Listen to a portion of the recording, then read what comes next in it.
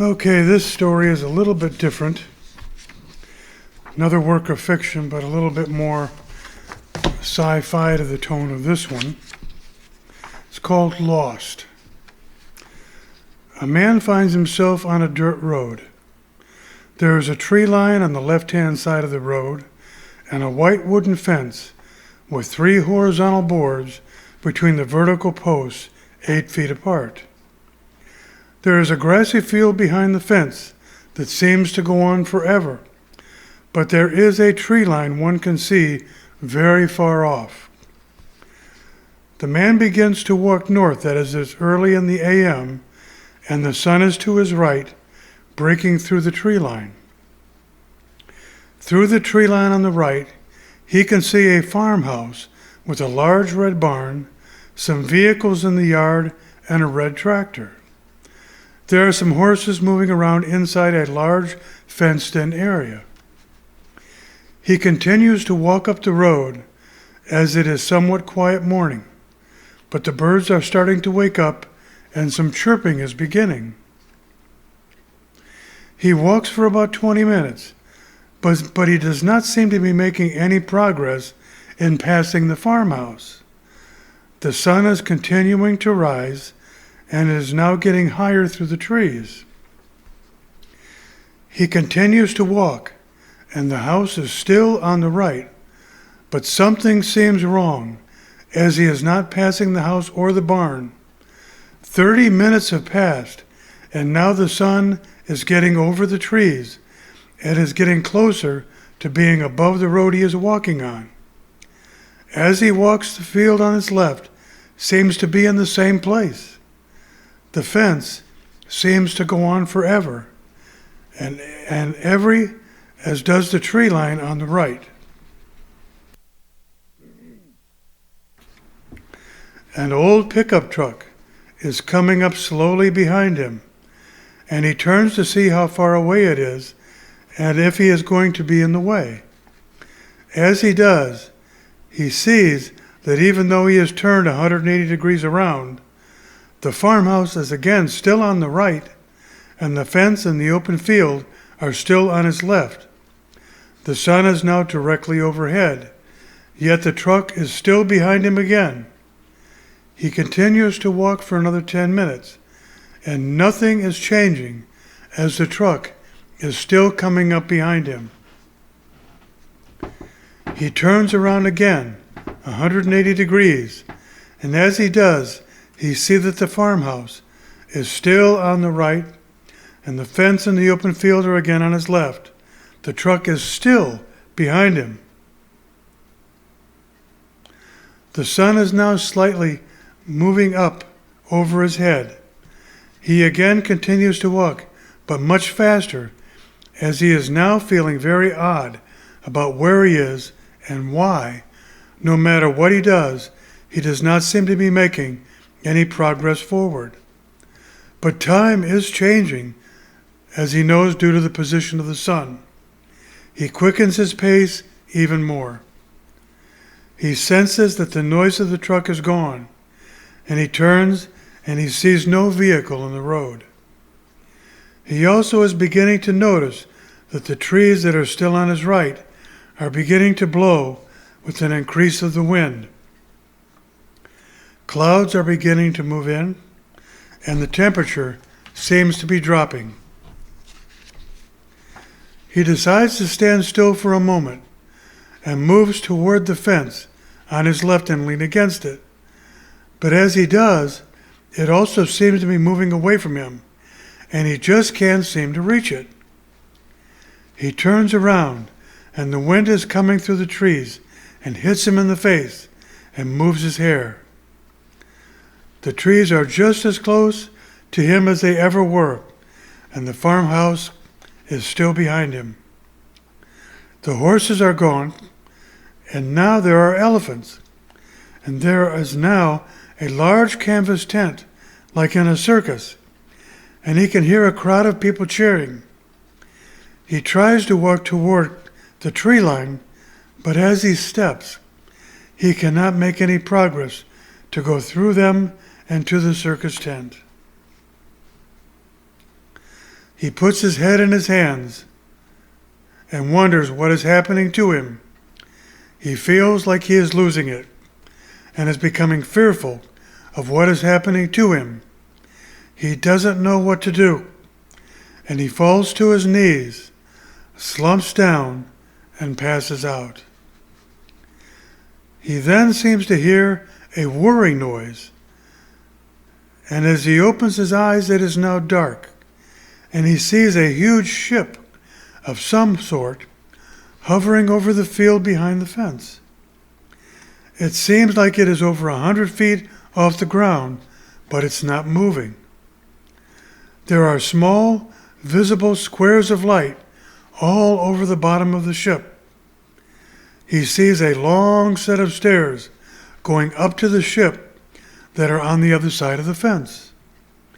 He slowly gets up and tries to go to the fence, but this time he is able to reach it and climbs over it and heads to the stairs. He walks slowly, unsure of where he is going or what is going to happen.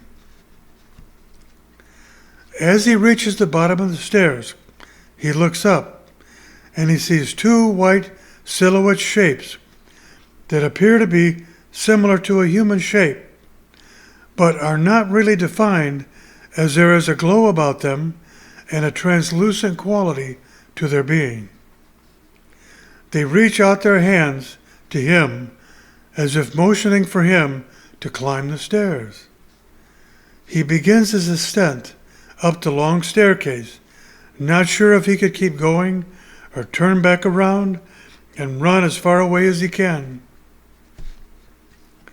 He stops midway on the stairs. He is getting very nervous. He turns and runs back down the stairs, and as he reaches the bottom and looks up, the ship and the stairs are right in front of him again. He can't believe what he is seeing, so he turns in a panic, but as he does, the stairs and the ship are right in front of him again. He turns again, and the stairs and the ship are there. He just can't seem to get away from them. He turns again and again, and the stairs and the ship are always there. He finally falls to the ground as he gets lightheaded, and he closes his eyes. He hears no sound at all. He feels the dew from the grass in the field, and the sun is coming back up, but it is low in the sky behind the tree line. The house and the red barn are gone, as is the circus tent. He climbs to his feet, and he can also see the fence in front of him, the one he climbed over to get into the field. He starts to walk toward it, and he reaches over and climbs back over it again onto the dirt road before the tree line. He turns around again, but this time the field is there and the fence. He turns back around, and the tree line is there, and the sun is getting higher in the sky. Again, he hears the sound of the truck coming up the road, and he turns and he sees it. But this time he recognizes it as his old 1950 Chevy pickup truck. The truck continues to move toward him, and some dust is flying up from behind it. He just stands there and waits. The truck finally reaches him, and it is a woman behind the wheel. She is beautiful and has a smile, but appears to be somewhat frightened as well. She stops the truck and opens the driver's door and walks up to the lost man. "Honey," she begins, "where have you been? As we have been looking for you for days," she asks. "How did you get out here?" she asks him. "The people at the hospital have been worried sick since you wandered off the grounds, and they and we have been looking everywhere."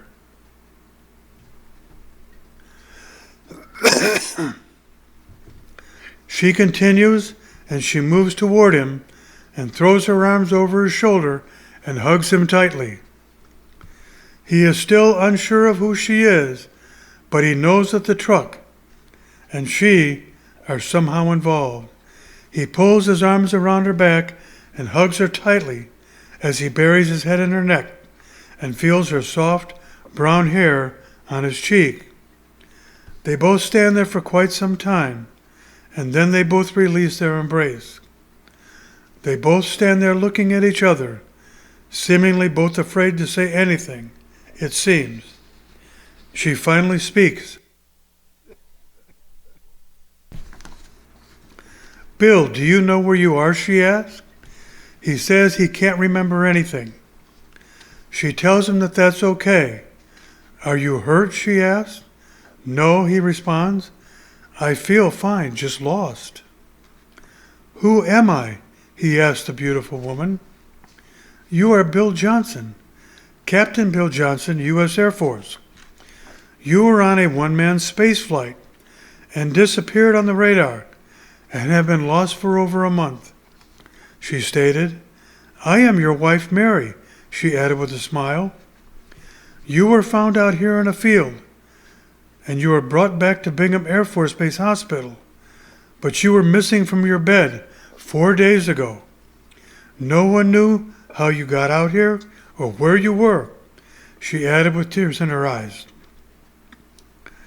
"I have been driving on this road for days and days, trying to find you," she concluded.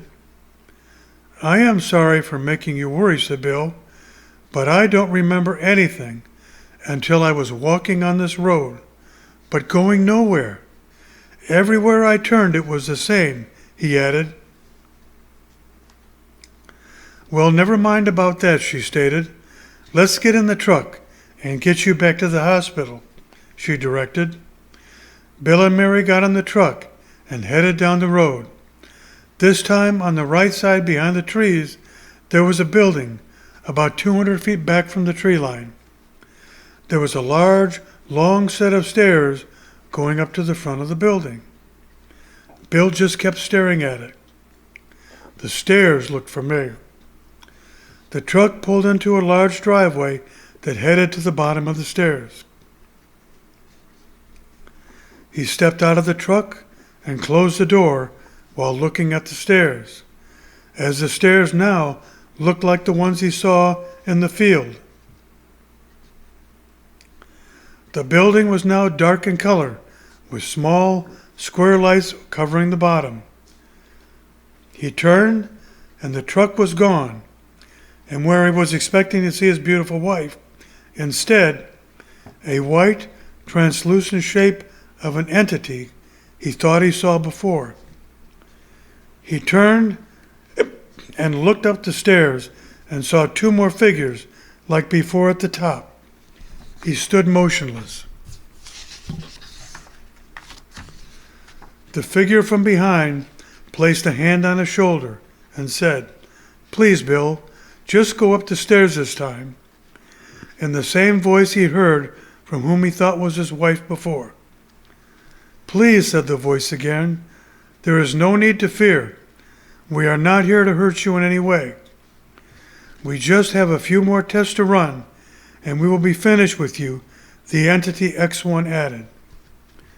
Bill decided that there was nowhere to go, and anywhere he went seems to lead to nowhere.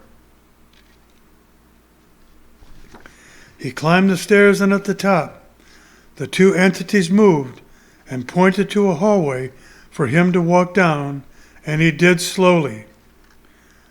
There were other entities at the top as well, just observing. As he did, he saw what looked like his wife Mary down that long hallway, again in the front of him, and their 2 children, Mark and Shelley, were smiling at him. He rushed down the hallway and embraced his wife and children again. The 3 entities just looked at each other and watched. "We will have to keep a better eye on him from now on," they agreed. "He has not done as well as the others we have taken in. He has required much more companionship of his family, more than any of the others," they added. "It will take more time to study him and find out if we can keep him with us long term, said one of the entities. He may be one of them that we have to return to Earth, said X2. We send good ones like him back in hopes that they can lead the others who need considerable help. It may be the nicest thing to do for him. If we can't break this bond with his family, as we can't just keep morphing into his family members again just to keep him here, they concluded. I was really getting to like him, said X1. X5 just made an odd noise and said, you just liked it because you got to play his wife. And it is not just that, said X1. It is that he had some very redeeming qualities, unlike all too many we have brought here. I don't like sending the good ones back. They all agreed with that. The other issue, said X3, on Earth they are sure mean to one another, and it is everywhere, not just in a few isolated places. It is all around their sphere. Even their leaders they choose to represent them are mean and corrupt, added X2. One said, well, we need to thank our VR20 staff for coming up with the idea of putting in a 2-axis movable road so he could walk and not make any progress, even going side to side. He had a very hard time with that.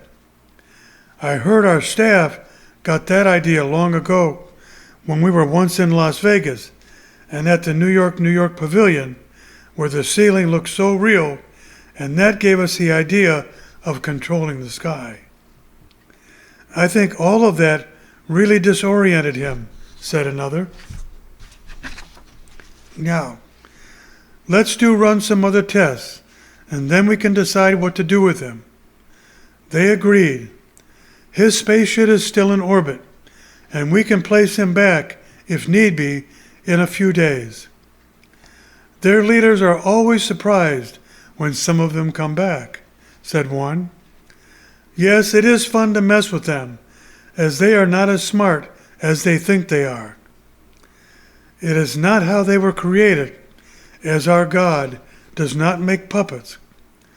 But the corruption of man has made a mockery of free will, added X2. Yes, it has, said X1. Maybe this one will have a greater impact than some of the others when we send him back. He has made an impact on me, so time will tell. I will have to admit that I will miss this one.